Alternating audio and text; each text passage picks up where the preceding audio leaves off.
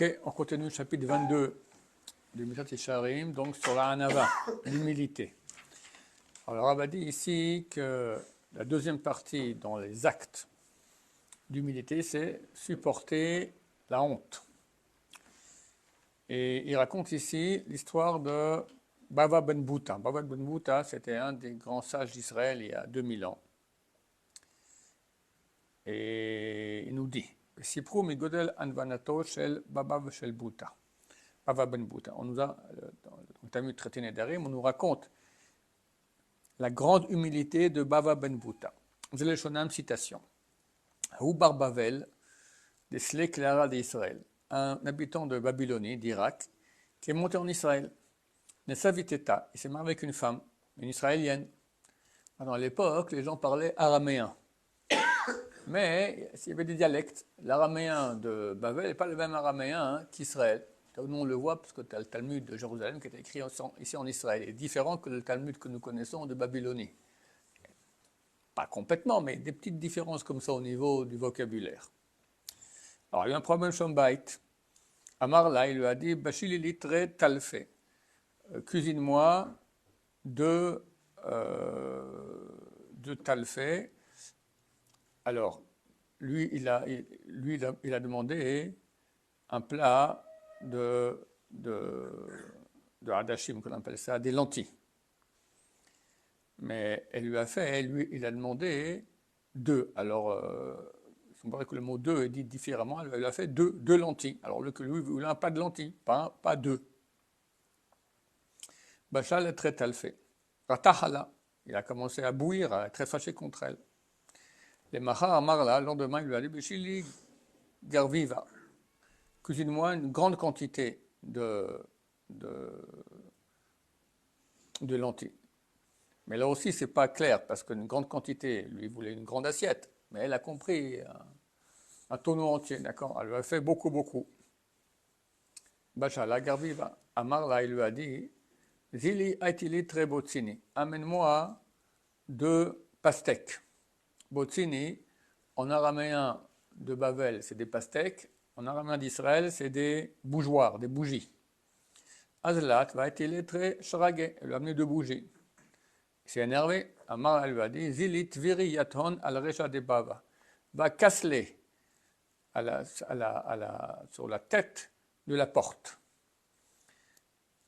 Alors elle a compris Bava, c'est porte en araméen d'Irak, mais pas en araméen d'Israël.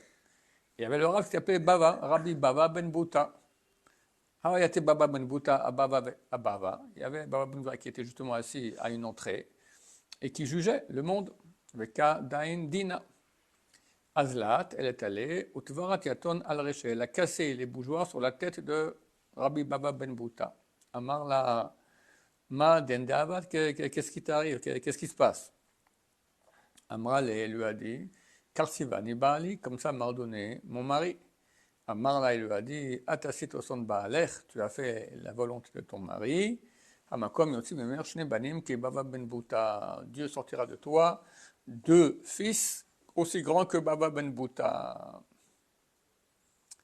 Alors qu'un autre avant, il aurait pu s'énerver, qu'on lui écrase des bougeoirs sur la tête, devant tout le monde. D'accord? Donc un exemple ici de la grande Hanava. En plus, il a béni. D'accord? Hillel, Komochen. À propos d'Hillel aussi, on voit chez Hillel la grande Hanava, la grande humilité qu'il avait. C'est Promuravanuto Besrat Shabbat. On a raconté sa grande humilité dans Traité Shabbat. Vous avez Shonam, citation. Talon Rabbanan, enseigné aux sages. L'olam yadam anvetan ki Hillel. Il faut que l'homme soit toujours humble comme Hillel. Verroulé, etc. Bon, je raconte l'histoire, elle n'est pas marquée ici. Elle est connue. Il y a un goy qui est venu voir. Non, c'est pas celle-là. Ouais. Il y a quelqu'un qui a parié, un juif qui a parié avec un autre juif qui arriverait à mettre en colère Hillel. Il a parié 400 pièces. C'est plus que 400 euros. C'est 4 000 ou 40 000 euros. D'accord, c'est une très très grande somme. Alors il vient 1 heure avant Shabbat, il est en train de prendre sa douche. Et il rentre dans la maison sans taper à la porte, il crie Hillel, du genre on est copains. D'accord, c'est la grande génération Hillel, c'était le plus grand rabbin d'Israël. Alors, il sort de sort de la douche, il dit, oui, qu'est-ce que tu veux mon fils? Voilà, j'ai une question super importante. Oui, quelle est la question? Pourquoi les Chinois, ils ont les yeux qui sont comme ça tirés? Ah, c'est une question très importante, mon fils. Parce qu'ils vivent dans une région où il y a beaucoup de vent, il y a beaucoup de sable. Alors le fait qu'ils aient les yeux comme ça bridés, ça fait qu'il y a moins de sable qui rentre dans les yeux. Ah, merci beaucoup. Et il part. Bon, alors Hillel reprend sa douche, il était au premier shampoing, d'accord. Après 5 minutes, Hillel, de nouveau le type il rentre. De nouveau, il interrompt son savon, son shampoing au milieu. Il sort. Qu'est-ce qu'il y a? Une question super importante. Pourquoi les Noirs en Afrique, ils ont les pieds grands plats comme ça? Ah, c'est une question super importante, tu as raison. Parce qu'ils vivent dans une région où il y a beaucoup de marécages, alors pour ne pas tomber dans le marécage, ils flottent plus comme ça. Et pour marcher dans les marécages, c'est plus pratique d'avoir des pieds plus grands ainsi. Ah, merci beaucoup, etc. Après 5 minutes, il revient. Hillel, de nouveau, oui mon fils, qu'est-ce qu'il y a? Il dit, c'est bien toi, Hillel, ce rabbin à Campbell? Oui, c'est bien moi. Il parle de façon très honteuse. Il dit, ben, alors qu'il n'y en a pas beaucoup comme toi. Pourquoi? Parce que à cause de toi, j'ai perdu maintenant 400 pièces que j'avais pariées, que j'arriverai à mettre en colère. Alors il lui dit, sache mon ami, que 400 pièces pour mettre en colère, c'est rien. La prochaine que jamais je me mette en colère. Il était d'une humilité totale. Je veux dire, à quoi s'énerver Shabbat, avant Shabbat, c'est le moment de pression le plus grand de toute la journée. D'ailleurs, c'est connu que les Sarah, même dans les couples, il vient à ce moment-là pour mettre un peu la bagarre. Et lui, il vient poser des questions tout à fait idiotes. Et le Rav lui répond tranquillement. Et il parle de façon impertinente, etc. Donc, c'est donc l'histoire que nous raconte la Gemara là-bas dans le traité Shabbat.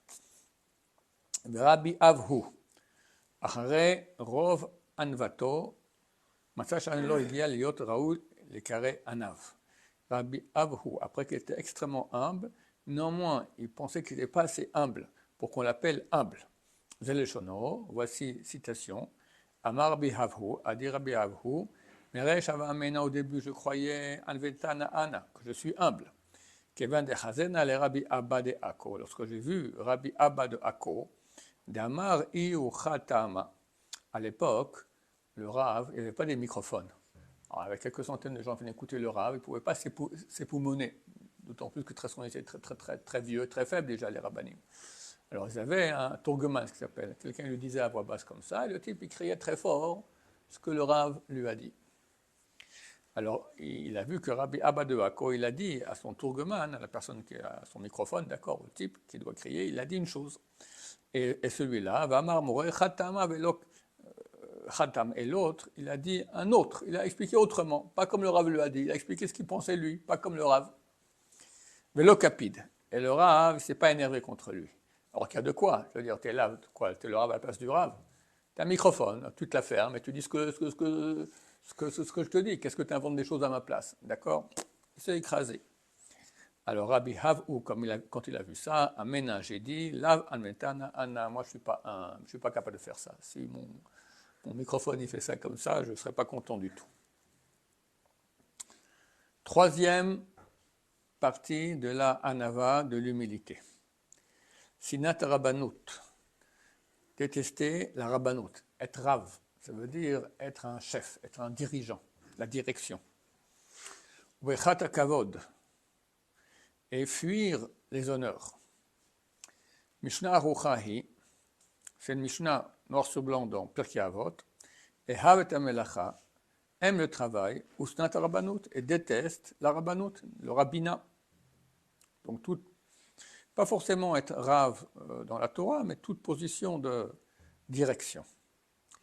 Vamo Od, Agas Libo Bora'a, celui qui est orgueilleux dans le fait qu'il enseigne la Torah aux gens. Hora'a, c'est dire la halacha, faire comme ci ou faire comme ça, etc. Il est appelé choté. Choté, c'est un sot, S-O-T. Racha, mécréant. Et gasroach est orgueilleux.